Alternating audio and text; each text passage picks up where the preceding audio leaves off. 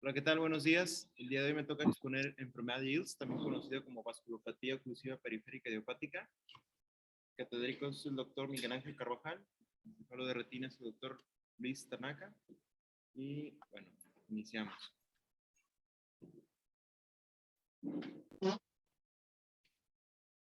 Primero que nada, es importante hablar quién la describió. La describió Henry Gills en 1880 y la define como una vasculopatía obliterante periférica que forma zonas de no perfusión y de modo subsecuente neovasos.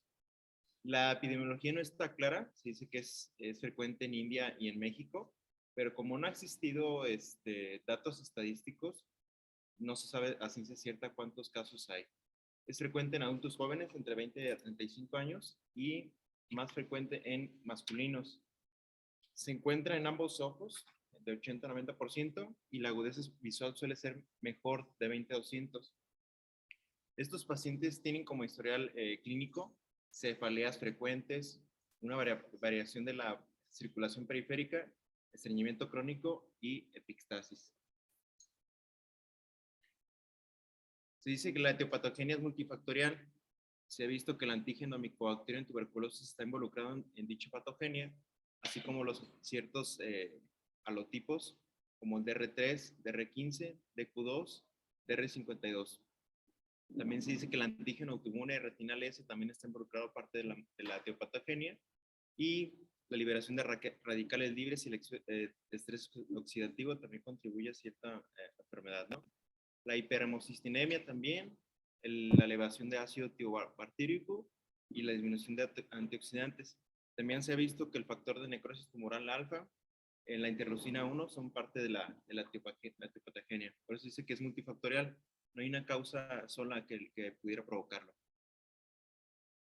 Hablando de la fisiopatología de manera rápida, se dice que es un proceso de tipo inflamatorio, el cual va a afectar principalmente lo que es el sector temporal. Hay un envaneamiento vascular en el 80% de los casos, segmentario y hemorragias superficiales con envaneamiento de las vénulas, lo cual va a provocar una vasculitis retiniana y posteriormente va a haber cierre capilar, en la cual va a haber isquemia y posteriormente va a haber neovascularización en el 80% de los casos.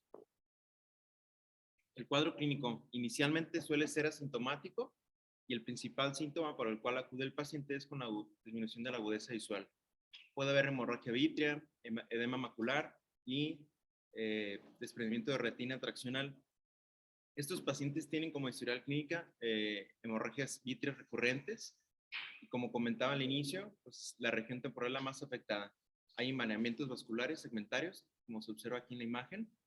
Después puede existir también uniones arteriovenosas, microneurismas, tortuosidad vascular, exudados duros y blandos, neovasos, proliferación fibrovascular, hemorragias vítreas, edema macular y membranas epirretinianas. Como lo pueden observar o podemos ver, todas estas manifestaciones clínicas nos pueden dar diagnósticos diferenciales, principalmente lo que es la diabetes mellitus o alguna oclusión vascular venosa. Bueno, esta es una imagen, una fotografía clínica. Vemos la zona inferior, inferotemporal afectada, inclusive hay exudados duros.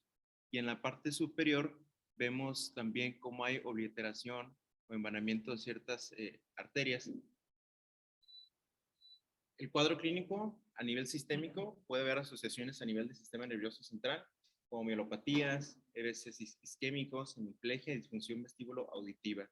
Se dice que la zona más afectada suele ser la superotemporal y en segundo lugar la inferotemporal. Y bueno, también hay ausencia de perfusión capilar y neovascularización retiniana. Vemos aquí la imagen clínica que no es tan apreciable la neovascularización o inclusive la ausencia, pero con la angiografía con fluoresceína vemos ya que hay cierta ausencia de la perfusión, así como la neovascularización y hemorragias. Entonces también vemos ciertos datos de envanamiento, aquí sobre todo en la parte superotemporal, y vemos también ciertas tortuosidades de las arterias y venas y hemorragias. El dato más característico es que la angiografía con fluoresceína nos va a dar el diagnóstico confirmatorio. Se divide en varios estadios. Charmins lo divide en 4. estadio 1, 2, 3, 4, en la cual el 1 es la evolución temprana, pueden ser asintomáticos, inclusive tener periferitis leve con arteriolas y vénulas en la zona periférica, o en el estadio 2 hay una perivasculitis difusa de capilares venosos con afectación de venas, así como arteriolas situadas al lado de las venas afectadas y una presencia de unas in vitro. En el estadio 3 puede haber abundantes vasos o neovasos, así como hemorragias en retina in vitro, y el estadio 4 pues ya hay una hemorragia vítrea masiva, así como también pudiéramos encontrar el desprendimiento de retina traccional. Y bueno, Saxena ha propuesto una nueva clasificación. Esta nueva clasificación nos va a ayudar a darnos el pronóstico de nuestro paciente. Ellos dividen el estadio 1, 2 y 3, 4 como A y B. Por ejemplo, el estadio 1A es una periferitis de vasos de pequeño calibre, recordando que el estadio 1 va a ser asintomático inclusive. El 1B va a ser una periferitis de vasos de gran calibre con hemorragias de retina a nivel superficial. El estadio 2 va a ser no perfusión capilar y el 2B va a ser una neovascularización en otro sector que no sea el superotemporal. Estadio 3, proliferación fibrovascular, así también como hemorragias vítreas, y el estadio 4, pues un desprendimiento de retina o inclusive glaucoma neovascular o atrofia del nervio óptico o hemorragias muy frecuentes. Y bueno, como les comentaba, este estadio nos va a servir para el pronóstico de nuestro paciente. Esta es la agudeza visual inicial en el cual cuando exploramos a nuestro paciente llega así, y esta sería la final después del tratamiento. Los estudios paraclínicos, pues prácticamente los datos fluorangiográficos se van a dividir en dos, de hiper o hipo. Los fenómenos de hiperfluorescencia va a haber fuga de colorante en los vasos, tinción de vasos obliterados, puntos que son correspondientes a un microaneurisma, neovasos entre la zona de perfusión y la zona no perfusión retiniana, y en los fenómenos de hipofluorescencia va a haber bloqueos secundarios, hemorragias intra y vítreas. Entonces, vemos una imagen clínica a color, ¿sí?, en la cual no hay, pues no es un estudio de fluorangio.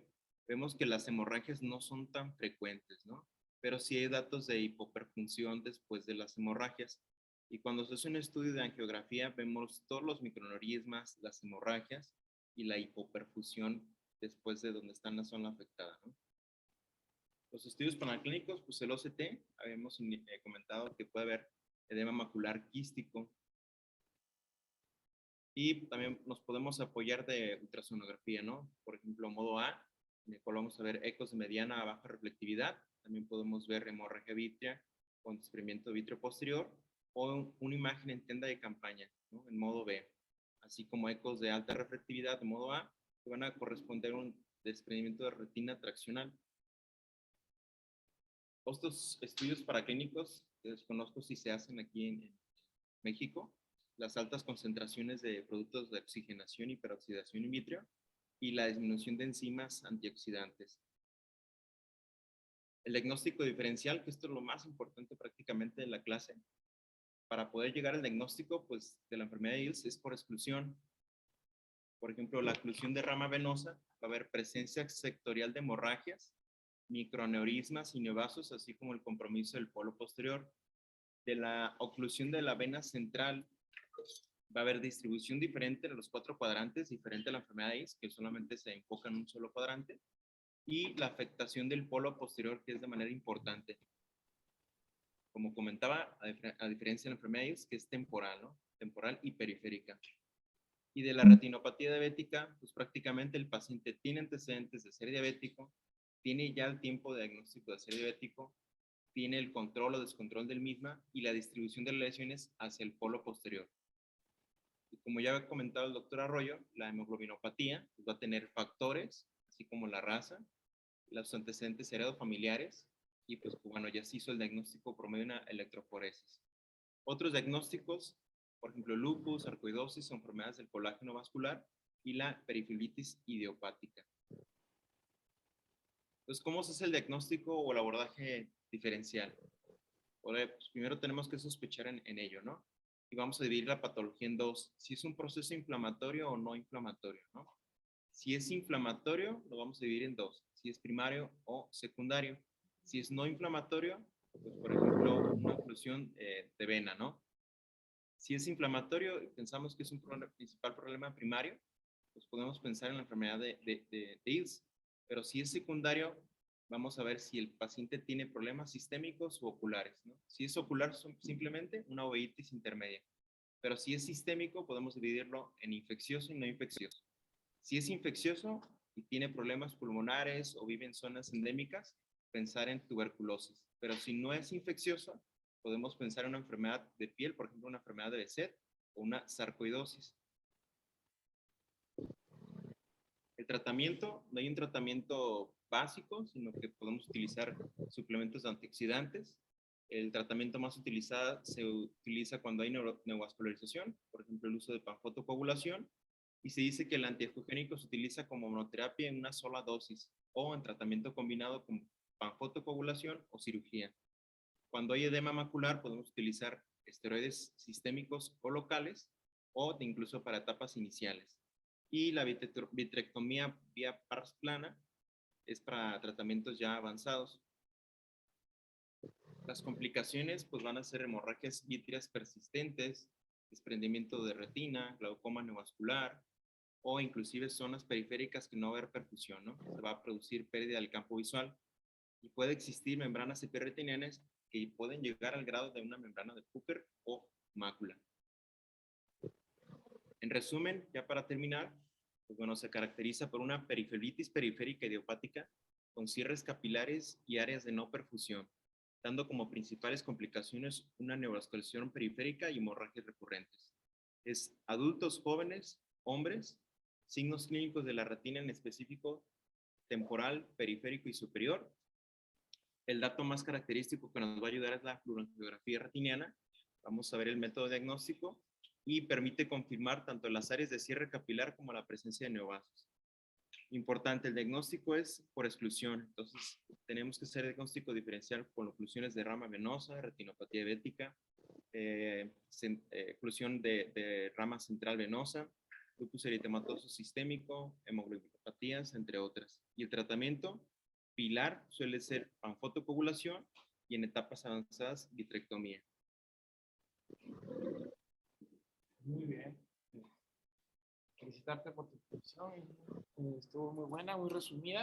Hay que aclarar unos puntos y dejar unos puntos en claro, que es referente a que la enfermedad de ILS es una enfermedad por exclusión, una vasculopatía periférica exclusiva, primaria, que quiere decir que es inicio en la retina. No es secundaria como se refiere a secundaria, que es inicio por otras enfermedades, ya sean sistémicas o propias del ojo, como vasculitis o como por ejemplo el lupus. En base al diagnóstico o al diagnóstico diferencial, tenemos que tener en claro que la enfermedad de ILS tiene una particularidad muy específica, que a pesar de tener tiene una baja inflamación periférica de los vasos venosos, y a pesar de esa baja inflamación tiende a ocasionar bastante perfusión y bastante formación de nevados y están poniendo hemorragias. Entonces eso es lo que la caracteriza. Y eso es lo que lo diferencia si ven ese cuadro, por ejemplo, si vamos a la rama inflamatoria primaria ocular, IRB significa vasculitis retiniana idiopática, que son las dos enfermedades primarias del ojo. Tanto el ILS como la vasculopatía retiniana idiopática son dos enfermedades por exclusión. Solamente que la vasculopatía pues, es más, no es tan focal, es más difusa, y hay un componente mayor de inflamación vascular y la característica del ILS es periférico. Las dos son por exclusiones. Incluso algunos autores dicen de que ILS está dentro de esta enfermedad y está tratando como que de unir los dos, las patologías para y es una variable. En cuanto al tratamiento, tiene que ser algo que es muy importante, el manejo. Generalmente, en la mayoría de casos, no la mayoría, porcentaje, se observa entre 6 a 12 meses, dependiendo de qué, de si las áreas de inflamación no son numerosas en la periferia, si no hay muchos neovasos, si no hay neovasos. Si ya hay presencia de neovasos de oclusión, se debe tratar con láser. El láser es focal. Se da láser a las zonas de oclusión rodeando al neovaso que vas a encontrar alrededor de la oclusión. Y es importante diferenciar una enfermedad aguda con una enfermedad crónica. Me refiero a la vasculitis.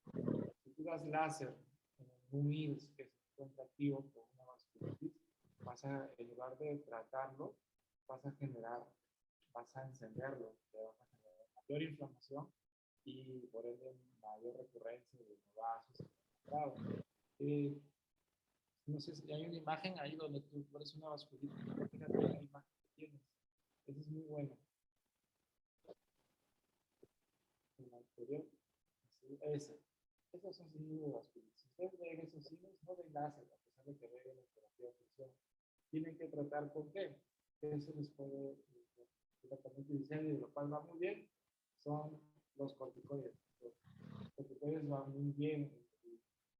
Normalmente casi todos los vasculitis por ahí se resuelven con un virus, ¿sabes?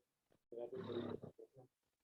Ya que si ustedes revisan que la vasculitis está ocasionada por sus reacciones de hipersensibilidad tipo 3 por el inmunocomplejo y el virus no está dentro de ese cuadro. Entonces, por eso está separado. Por eso es que es vasculitis de etiología idiopática,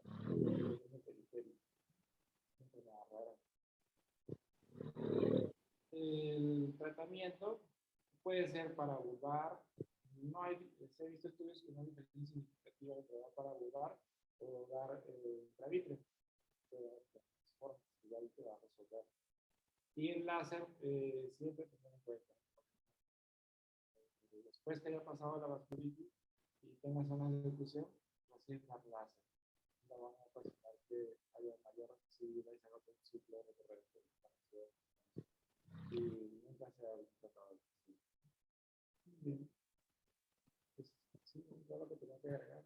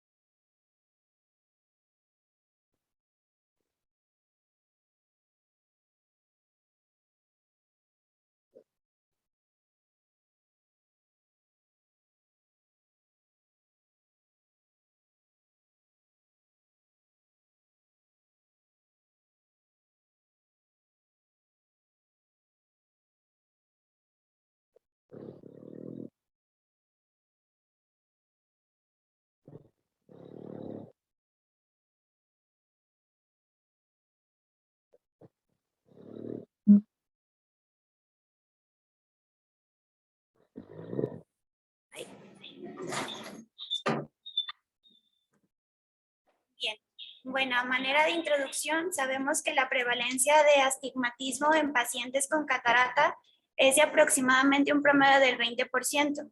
Este astigmatismo es mayor a 1.25, el cual ya se considera significativo. Sin embargo, el problema de los pacientes que se operan con líos convencionales, pues solo se corrige la porción esférica, dejando la porción del astigmatismo sin corregir y por ende con problemas de calidad visual en el paciente. Los ojos con astigmatismos preexistentes de 0.5 a 1 dioptrías, la incisión debe ser sobre el meridiano más curvo, es la recomendada. Y bueno, se dice que el target de la mayoría de los cirujanos al momento de realizar las incisiones es de 0 a 0.5, lo que le llaman el CIA. Y bueno, por definición, ¿qué podemos decir que es el astigmatismo clínicamente significativo? La mayoría de los estudios coinciden en que a partir de 0.75 dioptrías ya hay una alteración de la visión y es aquí donde se considera el astigmatismo ya clínicamente significativo. Debajo de pues se dice que es bien tolerado por el paciente y arriba de 1.25 ya se considera un déficit visual. Esta es una encuesta que hace la Academia Americana de la Sociedad de Cirugía Refractiva, en la cual se hizo una encuesta a 1,000 médicos, 36% de Estados Unidos y 64% internacionales, 10% de América del Sur, en los cuales vieron que el 95% de los pacientes que se les debería de ofrecer una corrección astigmática. Sin embargo, vieron que únicamente el 20% de estos pacientes eran los que se les colocaba lentes intraoculares tóricos. Entonces surgió la pregunta de pues, ¿por qué era esto? Y pues el resultado o lo que ellos respondieron era en primero pues el costo del lente, que no había un entrenamiento suficiente por parte del cirujano y que no había los lentes disponibles. Bueno, esta es otra tabla de prevalencia. Del lado izquierdo es una tabla de la doctora Teresa Ferrer Blanco en España, que realizó en 4,500 ojos, donde encontró que los pacientes que se iban a someter a cirugía de catarata, el 64.4% tenían entre 0.25 a 1.25 dioptrías y el 22.2% ya tenían mayor a 1.5 dioptrías de astigmatismo. A la derecha es otra tabla de prevalencia por el doctor Hoffman en Alemania, en el cual pues muestra cifras similares a las de la doctora Ferrer, en donde encontró que el 57.1% ya tenía un astigmatismo clínicamente significativo y arriba del 16.6% ya tenían más de 1.5 dioptrías de astigmatismo. Entonces, pues, ¿cuáles son las indicaciones para poner este lente? Pues bueno, la absoluta, un paciente que tenga catarata con un astigmatismo regular a moderado o elevado. Y relativas, pues una cirugía facorefractiva con astigmatismo regular a leve o una cirugía con astigmatismo irregular de leve a moderado, que es aquí donde entra la aplicación de lente intraocular en pacientes con queratocono, que pues tienen ciertas especificaciones en particular. Una de ellas, pues que el queratocono pues se encuentra estable. ¿Qué contraindicaciones tenemos? Pues los astigmatismos irregulares, ectasias corneales, leucomas, inestabilidad sonular, dehiscencia de cápsula posterior y como relativas, pupila pequeña, posoperadas de glaucoma, retina y pues anomalías por el posterior. Bien, ¿cómo hacemos la selección de nuestro paciente? Pues bueno, esta es crítica para poder tener el éxito en nuestra implantación del lente intraocular. Los candidatos para este lente, pues como ya mencioné, son pacientes con catarata y astigmatismos corneales preexistentes mayores a 0.75 dioptrías, con características donde las queratometrías, los meridianos más curvos y más planos se encuentren en el eje vertical a 90 grados, como se muestra en la imagen superior.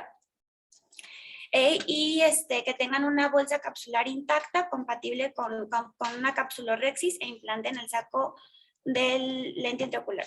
Bien, por definición quise poner lo que es el astigmatismo, como para recordar un poco. Bueno, El astigmatismo, pues por etimología, pues la A sin estigma, un solo punto, pues es entonces un defecto en el cual pues no solamente hay un punto focal no hay un solo punto focal y pues en el que ni por acomodación ni variando la distancia de los objetos, pues el ojo va a ser capaz de poder obtener imágenes enfocadas. Una córnea astigmática pues tiene un meridiano más curvo y un meridiano más plano como la superficie de un huevo, como está en la imagen superior derecha, y una córnea sin astigmatismo pues debe de tener una forma esférica como una naranja, así perfectamente redondeada. Y pues bueno, también pueden ocurrir por defectos en el cristalino, el cual pues es eliminado pues al quitar ¿no? Entonces, hablando de prevalencias de astigmatismo en comparación con los otros defectos, con las otras ametropías, pues tiene una prevalencia del 40.4%, en comparación con la hipermetropía, que tiene el 30.9%, y la miopía del 26.3%. ¿Qué efectos va a tener en la visión? Pues bueno, la córnea de forma irregular pues hace que la luz tenga dos puntos focales en un solo lugar y pues va a provocar una visión distorsionada, y pues en casos extremos pues nuestro paciente hasta puede referirse a cefalea, fatiga ocular, y pues bueno, también es común encontrarlo en conjunto con miopía o hipermetropía. Hablando de los ejes y los meridianos, pues la córnea no astigmática, el radio de curvatura es el mismo en el eje horizontal que en el vertical. Y la córnea pues la vamos a dividir en dos planos o meridianos, como en la imagen. El K1 va a ser el meridiano vertical que se va a encontrar a 90 grados, que es representado por el K1, y el meridiano horizontal que está a 180 grados, que es el K2. Esto nos va a permitir describir si el astigmatismo pues es regular o irregular. Y es ahí donde tenemos los dos tipos astigmáticos, el regular, el cual es el más frecuente, congénito, el dióptrico ocular está en un solo lugar, en lugar de ser esférico, es un sistema astigmático o tórico que puede compensarse pues por una lente cilíndrica, en comparación con el irregular, que es una falta de uniformidad de la superficie refringente del ojo y es causado principalmente por cicatrices, deformidades corneales o ectasias, y en muchas ocasiones pues no se puede compensar con las lentes convencionales. También podemos decir que los astigmatismos pueden ser contra la regla u oblicuos. A favor de la regla, pues es el típico paciente joven, el cual va a estar el eje más curvo en el plano vertical, y contra cuando el eje más curvo está en el plano horizontal. Pues esto en qué nos va a ayudar para el tema de la presentación, pues para saber qué tipo de pacientes van a necesitar los lentes tóricos. Aquí se considera que cuando el astigmatismo keratométrico que vemos, por ejemplo, en el IOL Master, cuando tenemos un astigmatismo contra la regla mayor a 1.5 dioptrías, ahí se dice que nuestro paciente pues ameritaría un lente intraocular. Cuando tenemos un astigmatismo oblicuo, keratométrico mayor a 1 dioptría, pues ahí también puede ser candidato, o contra la regla, que son los ¿sí? No. ¿Por qué? Bueno, o contra la regla, que son los pacientes que menos toleran el astigmatismo. Aquí a partir de 0.75 dioptrías, pues ya podemos considerar la lente intraocular tórica. Bueno, ¿qué armas antiastigmáticas tenemos o qué métodos de corrección quirúrgica tenemos para este astigmatismo? Pues tenemos la queratotomía arcuata, las incisiones limbales relajantes durante o después de la cirugía de cataratas, la ablación con láser exímero mediante LASIK, incisión en el eje del cilindro positivo, y pues las liostóricas, que es pues el tema de hoy. Entre todas las técnicas quirúrgicas antiastigmáticas, las incisiones relajantes corneales, las lentes intraoculares tóricas y el láser exímer, de forma aislada o en sus combinaciones, son las más extendidas o indicadas para el control del astigmatismo previo a la cirugía del cristalino. Y bueno, ¿por qué empezó esto de las lentes intraoculares tóricas? Porque se vieron las desventajas en las incisiones, las cuales pues estas eran poco predecibles por edad, paquimetría, la distancia al limbo, la laxitud. Se vio que los nomogramas empleados pues eran muy dispares, que había posibilidad de regresión, sobre todo en las córneas jóvenes. Las irregularidades corneales, la capacidad pues era limitada, irreversible y pues causaba dolor y ojo seco al paciente. Bien, entonces los lentes tóricos pues son alternativas para el astigmatismo de grado medio alto que suelen incorporar la corrección cilíndrica en la superficie de la óptica posterior y la corrección esférica en la superficie de la óptica anterior.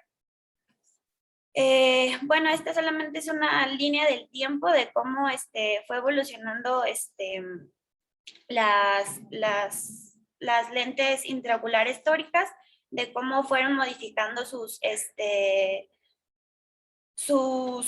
diámetros y sobre todo esto enfocado en lo que se observaba en las rotaciones. Los primeros lentes que fue en 1992 presentados en Japón y Estados Unidos por Shimizu, que es el lente NT98B y la lente AA4203 por la casa Star. Aquí se encontraron que tenían una rotación mayor a los 30 grados postquirúrgicos, entonces ahí vieron que tenían una regresión del astigmatismo previo, incluso alto, más alto que el que ya tenían. En 1998, pues la FDA aprueba la utilización de este lente del AA4203T. Y en 1999 en Europa se introduce la lente tórica 600T fabricada por el Dr. Schmidt con la posibilidad de corregir astigmatismos hasta 12 dioptrías. En la actualidad se conoce como la lente plegable Humanoptics.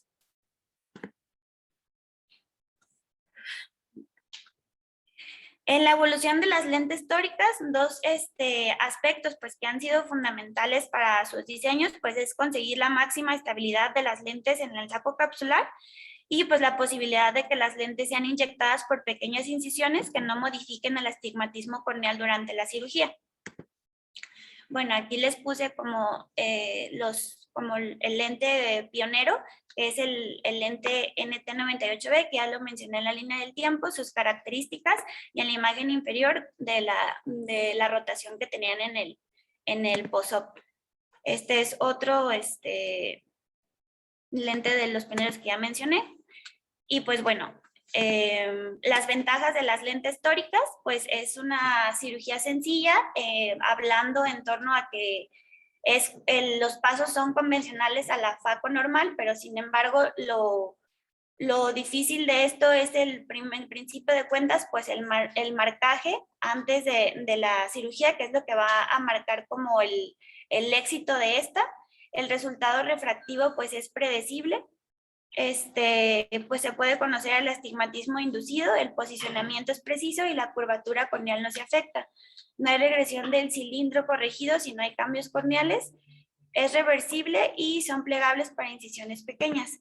Las desventajas, pues que es imprescindible la integridad del saco capsular, que están contraindicadas en las alteraciones celulares ya que exigen un buen centrado y actualmente existe una limitación en la potencia del astigmatismo y pues que el precio es superior a la de una lente esférica y la rotación de la lente sobre todo, que es la posible complicación o la más temida que va a conducir a la disminución del astigmatismo corregido. Aquí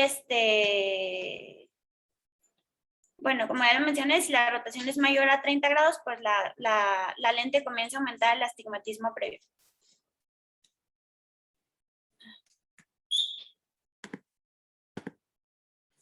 Bueno, los modelos de lentes tóricas que se tienen son, bueno, les puse aquí de 5 casas, que es de la casa Star, Humanoptics, el Rainer, el Acritec y el Alcon. Voy a irles dando como las características y las ventajas y desventajas como de las principales de cada una de ellas. De casa Alcon, pues tenemos el Acrisoft Toric, que es una lente acrílica hidrofóbica de diseño de una pieza con un cromóforo amarillo. La óptica es de 6 milímetros y esta lente puede atravesar tamaños de incisión tan pequeños como de 2.2 milímetros. Tiene una longitud total de 13 milímetros y puede corregir hasta 4 dioptrías de astigmatismo corneal. Y su rango esférico disponible está entre 6 a 30 dioptrías. bueno, estos solamente son antecedentes, que en el 2005 fue cuando se aprobó esta lente, cuando se encontraron resultados de que el porcentaje de rotación era mínimo del 5% entre 10 grados y 15 grados, y el 11% entre 5 y 10 grados, y el 84% estaban entre 0 grados y 5 grados. Indicaciones, pues astigmatismos mayores de 1 dioptría, astigmatismos regulares, que la capsulorhexis circular continua sea simétrica, la LIO en bolsa, y pues las ventajas, las susápticas stable force, que mantienen la LIO estable y centrada en la cápsula, en la bolsa capsular, y pues el material de esta lente que se va a unir a la fibronectina y ya va a asegurar la adhesión a la cápsula posterior, y esto pues va a impedir la rotación después de su implante. De Casa Star tenemos el AA4203TL, pues es un diseño áptico de placa de silicona que se puede implantar a través de una incisión de córnea clara de 3 milímetros. Y como ocurre en todas las lentes planas, no debe de implantarse en saco capsular comprometido. Aquí el del lado derecho pues son sus características y una fotito de él. Bien, también está el AMO Technics, que es una lente acrílica hidrofóbica esférica, su implantación a partir de incisión de 2.2 milímetros con el introductor AMO Platino, y tiene 4 potencias que pueden corregir astigmatismos desde 0.75 hasta 3.2. Aquí es una tablita de la potencia del cilindro en el plano del lente y lo que va a tener de potencia a la hora que nosotros lo implantamos en el plano de la córnea, y los rangos de corrección basados en el astigmatismos corneales, ya tomando en cuenta el astigmatismo inducido por el cirujano. Bien, del Human Optics, el lente 600T, pues sus ventajas es que tiene la capacidad de corregir astigmatismos altos, especialmente en pacientes tras queratoplastia.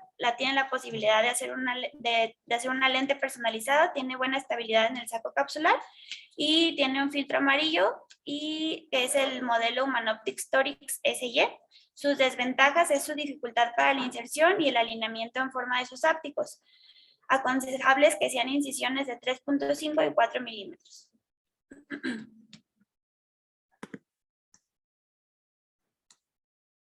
Bien, este es el mismo. El Rainer, que es el de Rainer, el T-Flex, sus ventajas es que tiene amplio rango tanto esférico como cilíndrico, fácil implantación con el inyector y el diseño de sus ápticos anti-bouting, gran biocompatibilidad y baja incidencia de opacidad en la cápsula posterior en trabajos experimentales, y disponible también en lente multifocal, que es el M-Flex T. Sus desventajas, pues que su precio es excesivo. No sé cuánto, pero decía que era excesivo. Y bueno, igual su tablita de características del lado derecho, igual para que después lo chequen con calma. Y el Acritec, en el cual pues tiene 2 modelos, el 643 y el 646. Sus ventajas, tiene un amplio rango tanto esférico como cilíndrico, fácil implantación con inyector. La vitoricidad pudiera mejorar la calidad óptica, y la Cricomfort 646 TLC es la única lente para la microincisión. Puede tener su implantación por menos de 1.7 milímetros. Y pues sus desventajas, pues que hay escasos trabajos que confirmen las ventajas de la estabilidad en saco capsular y su biocompatibilidad. Y pues aquí es aconsejable la implantación de anillo capsular. Bien, es igual. Características, y acá es un como resumen de su comparación de materiales, de su toricidad, de su cilindro, y demás de las que le acabo de presentar, todas. Y bueno, también hay lentes tóricos multifocales, pues ya el día de ayer Carlita nos habló muy bien de ellos, que pues su ventaja va a ser, en este caso, pues aparte de tener un rango de visión ampliada, de visión cerca, intermedia y de lejos, pues también nos va a corregir el astigmatismo. Únicamente pues les voy a mencionar, que es tenemos el Technics Symphony Toric, la Lion Tórica Multifocal Acrisoft y la Tórica en Vista. Me voy a ir hablando de la técnica quirúrgica. Pues bueno, antes de empezar la cirugía de la implantación de estos lentes, es importante marcar el limbo corneal, hacer 2 ejes, generalmente a 0 y 180 grados, que nos sirvan de referencia durante la cirugía para alinear la lente en el eje adecuado. Este paso es importante realizarlo con el paciente sentado, pues para evitar el movimiento torsional que se produce al paciente ser colocado en decúbito supino, que se dice que esta ciclotorsión puede inducir 10 grados. Si no disponemos de marcador especial, podemos utilizar el haz de la lámpara de hendidura para el marcado de referencia. Y bueno, aquí está. Bueno, una vez que tenemos tumbado en la camilla al paciente, tomamos como referencia los ejes marcados que ya hicimos previamente. Utilizamos el marcador de Méndez o un similar, se marca en el limbo corneal el eje de alineamiento. Se realiza la incisión en el eje más curvo, si no es posible realizamos en el sector temporal, ya que es la que induce el menos astigmatismo, y una vez aspirado el córtex y pulida la cápsula posterior, se va a inyectar el viscoelástico cohesivo que va a facilitar el posicionamiento de la lente y se aspira posteriormente con más facilidad. Se va a implantar la lente intraocular, la línea, y se hace la alineación, dejándolo de 15 a 20 grados en sentido horario respecto al eje de alineamiento. Se debe de aspirar el viscoelástico de la cámara anterior y muy importante el que está situado debajo del lente. Alineamos correctamente la lente mediante una espátula. Facilita la maniobra que haya algún sistema de irrigación en el ojo. Puede ser bien la propia punta de la guía o bien una cánula que introducimos ayudándonos de una cánula de irrigación desde la paracentesis que nos facilita la alineación de la lente. En algunos pacientes, debido a la deformación corneal, es difícil el perfecto alineamiento de ambas marcas de la lente con las de la córnea. No se debe de presurizar excesivamente el ojo al finalizar la cirugía para evitar la rotación temprana, y pues el seguimiento va a ser a las 24, 7 días, y y se dice que a partir del 7º día la probabilidad de que la lente sea rotada es mayor.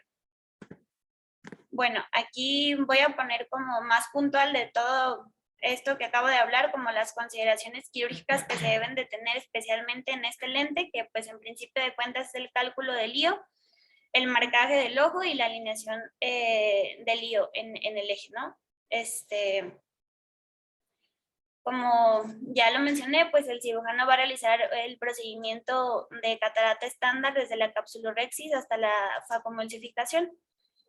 Y pues bueno, el cálculo del IO, pues aquí nos podemos apoyar del topógrafo para determinar la magnitud, la orientación y el tipo de astigmatismo corneal preexistente. Aquí los datos de la refracción subjetiva no se aconsejan, pues para evitar la influencia de cualquier astigmatismo lenticular, el cual pues puede ser eliminado al remover el cristalino cataratoso. Aquí el paso 1 es determinar el poder esférico requerido utilizando pues el método preferido, y podemos utilizar los calculadores de las casas comerciales. En este caso les puse un ejemplo de la Crisoft Tori,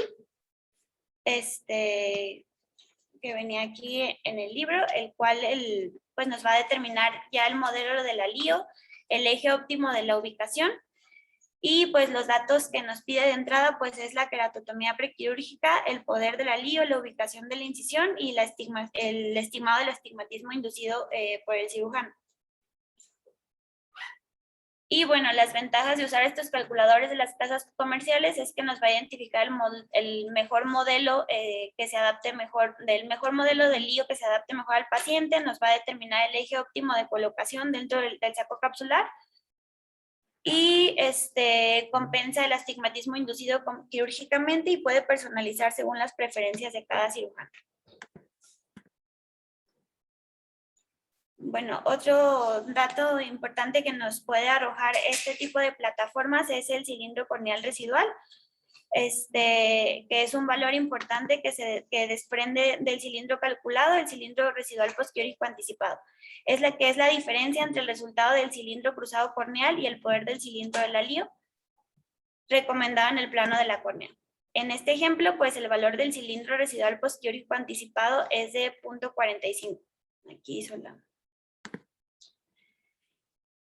El marcaje del ojo, las marcas de referencia pues preoperatorias, que son las importantes, colocadas en el limbo en 2 lugares, apartados por 180 grados en la hora de las 3 y la hora de las 9. El paciente, pues como ya mencioné, sentado, recto, evitar la ciclotorsión, y pues en el intraoperatorio pues identificar, ya una vez que hicimos el marcado, pues hay que identificar ese eje señalado por el calculador en el marcador graduado, y la marca del eje se coloca en el ojo para alineación del lío usando las marcas preoperatorias como referencia.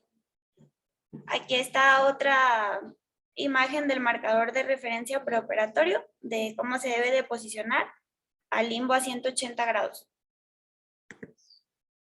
Y aquí están pues las marcas de referencia y las marcas del eje ya con el de Méndez.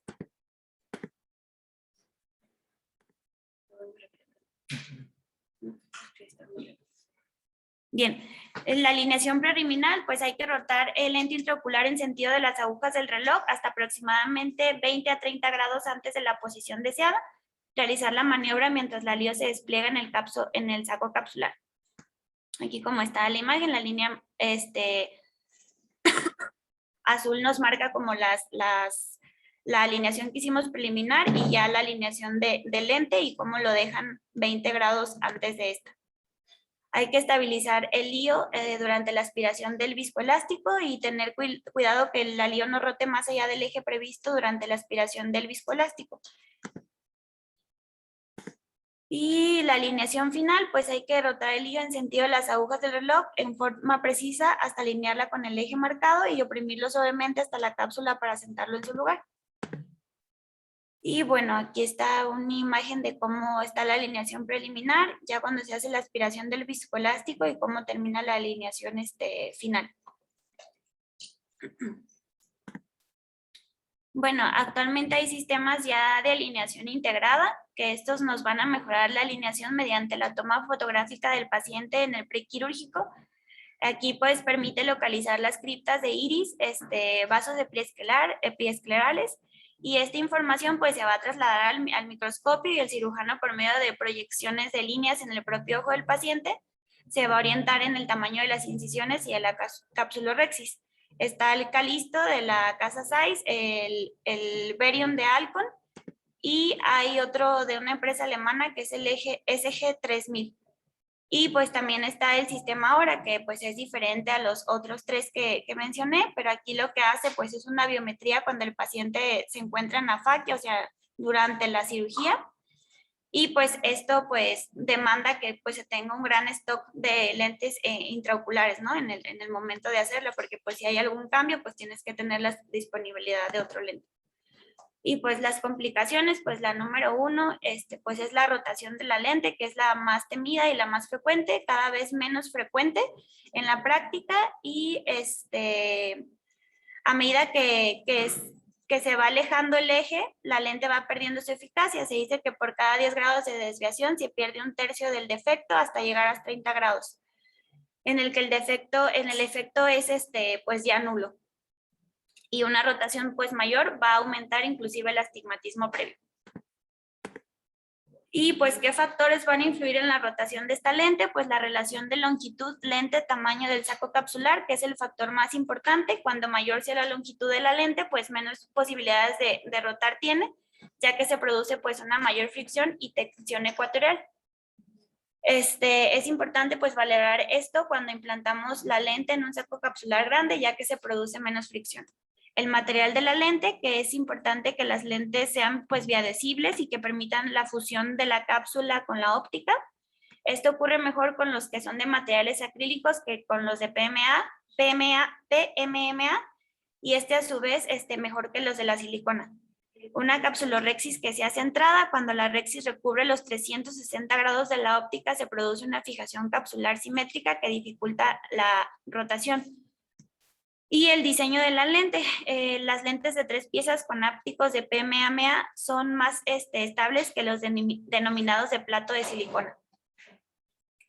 Y la aspiración de todo el viscoelástico, el saco capsular durante la cirugía, ya que puede movilizar la lente en el posoperatorio inmediato. Y el eje astigmático, cuando se coloca en el eje vertical a 90 grados, las posibilidades de rotación pues son mayores.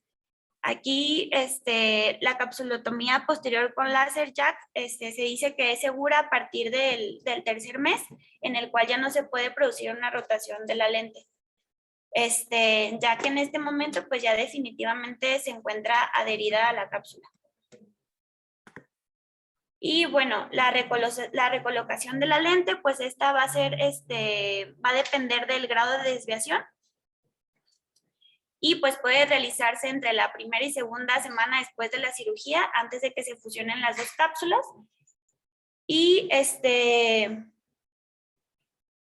la determinación de recolocar la lente pues dependerá tanto por el astigmatismo resultante y como siempre de la satisfacción del paciente, ¿no? Y pues de nuevo puse, por cada grado hay 3.3% de pérdida de la potencia del cilindro, el 30%, a 30 grados el efecto es nulo y mayor a 30 aumenta el astigmatismo previo. Y pues bueno, eso solamente era una tabla de lo mismo que acabo de mencionar, de la estabilidad requerida para cualquier lente tórico. Y pues de conclusiones, pues aquí lo importante de esto pues es el marcado preoperatorio, que es el punto clave que nos va a determinar el éxito de la cirugía o el fracaso también. Importante pues hacer el marcado de la posición sentado para evitar de nuevo la ciclotorsión y pues teniendo en cuenta que puede haber un margen de error entre 4.9 a más menos 2.1 grados. Y pues bueno, la implantación del LIO pues es una opción eficaz para corregir el astigmatismo preexistente y proporciona pues una mejor agudeza visual sin corrección, una mayor independencia pues de las gafas y una menor cantidad de astigmatismos residuales que las lentes intraoculares pues convencionales, cuando se utilizan inclusive las incisiones relajantes. Y pues bueno. Muchas gracias, Ale. Muy buena clase, muy completa. Voy a tocar unos puntitos nada más de valoración prequirúrgica y durante la cirugía, ¿sí?, de este tipo de lentes. Un estudio, un artículo del doctor Steven menciona que se obtuvo tuvieron 2.485 pacientes con cirugía refractiva bilateral y el 74.5% quedaba con 0.5 dioptrías astigmáticas. Esos pacientes mejoraban hasta 20/20 y el 54.3% quedaba con una dioptría astigmática y también llegaba al 20/20. Él estudió la relación que había de la calidad visual, de visión. Entonces, el día de ayer me tocó ver un pacientito que estaba 20/20 bilateral, pero no tenía un grado de satisfacción grande. ¿Sí? Entonces, tenía un astigmatismo de -3, pero estaba viendo 20/20. Entonces, hay que dejar claro siempre que existe la opción de lente tórico, ¿sí?, y lentes aéreos, ¿sí? No nada más no programar, sino ver todo en conjunto, ya que actualmente el éxito de la cirugía de catarata se percibe cuando el paciente pues, no va a usar lentes después de la cirugía, o hay que buscar los resultados refractivos también, ¿sí? Hay un artículo también para una valoración prequirúrgica que habla sobre la importancia que tiene la película lagrimal, y pues ella vio que cuando estaba alterada o elevada la osmolaridad o el ojo seco, se puede producir errores en las medidas queratométricas hasta una dioptría. Recordemos que existe una relación directa entre la queratometría y el valor refractivo residual. Si existe una dioptría de error queratométrico, pues habrá un error de una dioptría en la refracción residual postquirúrgica. Por eso es importante valorar la película lagrimal primero y así evitar errores en la medida de la queratometría. Y segundo, que tendremos una película lagrimal lo suficientemente estable para dar una buena calidad visual y luego de la cirugía. y que justifique un gasto extra de lente que tenga mayor costo, que es el tórico, ¿no?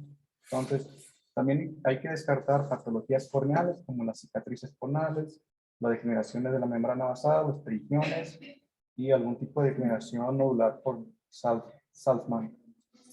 ¿Sí?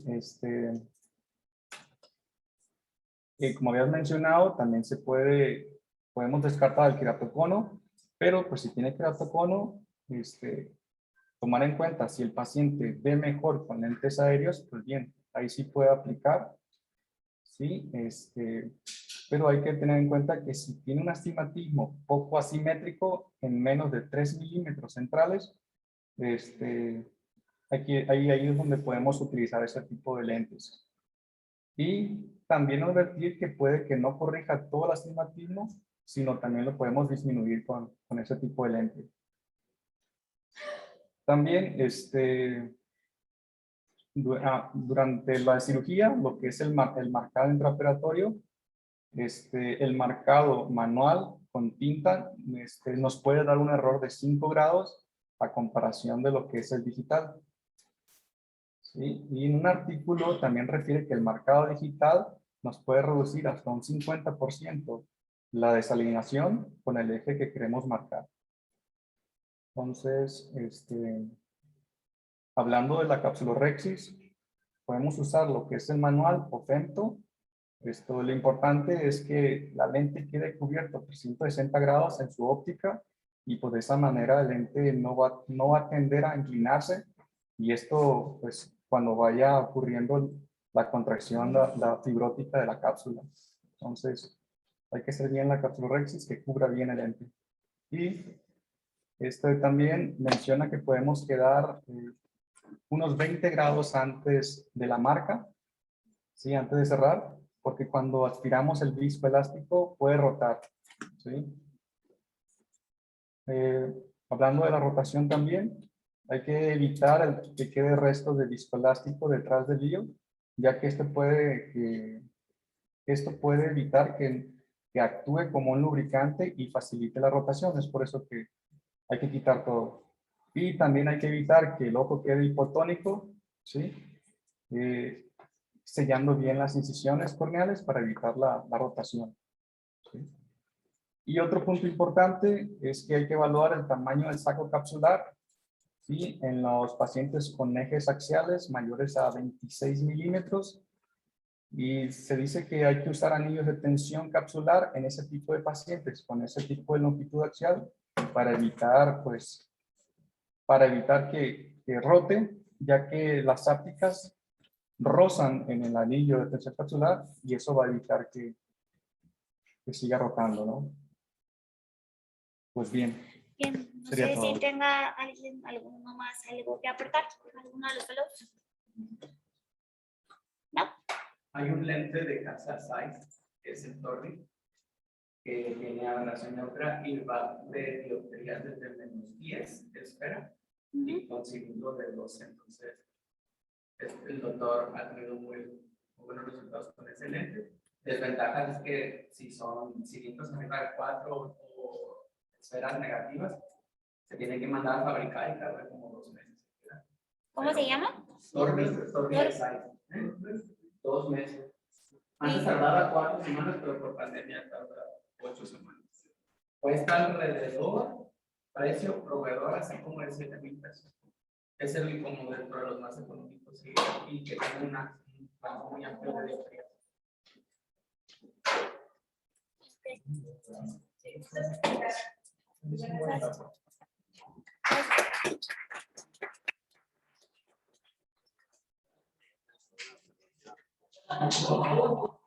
Es al revés.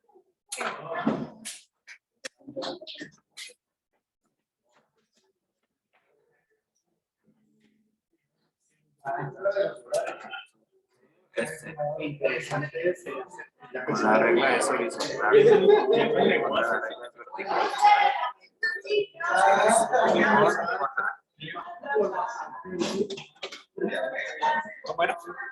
Con la regla horizontal, con la regla vertical.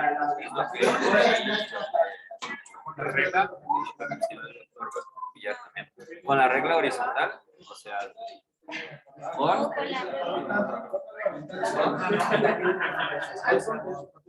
No, está al revés.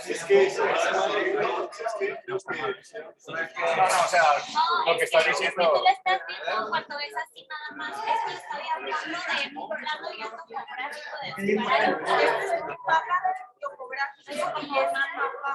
O sea, ese es como paramétrico. Sí, yo estaba hablando de cuando lo ves en el rayo láser. O sea, de cuando ves en el rayo láser, no en el topógrafo. O cuando te mandan las tiradas.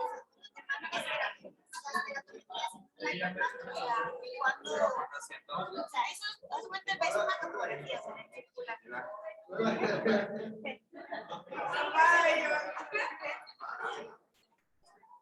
Todas las topografías es así.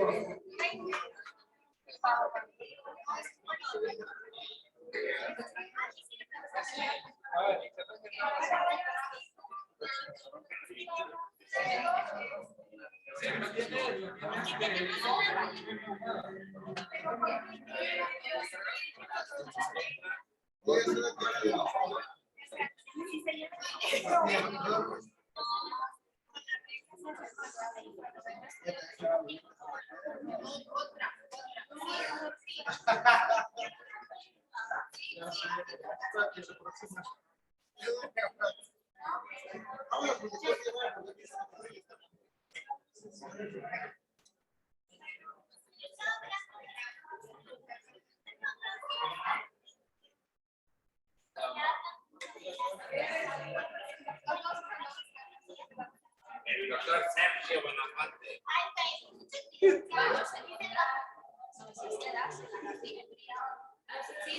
¿Qué página es esa? ¿Qué página?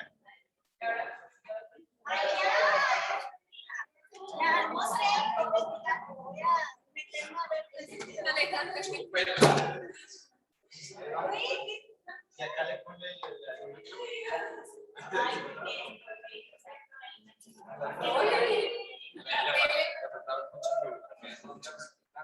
Porque muchos eran míos. Muchos eran míos. Ahorita tenemos acá el experto y sí nos pone. Sí, ya sé que sí, pero es que yo estaba hablando de otra cosa, de un mapa topográfico. Ay,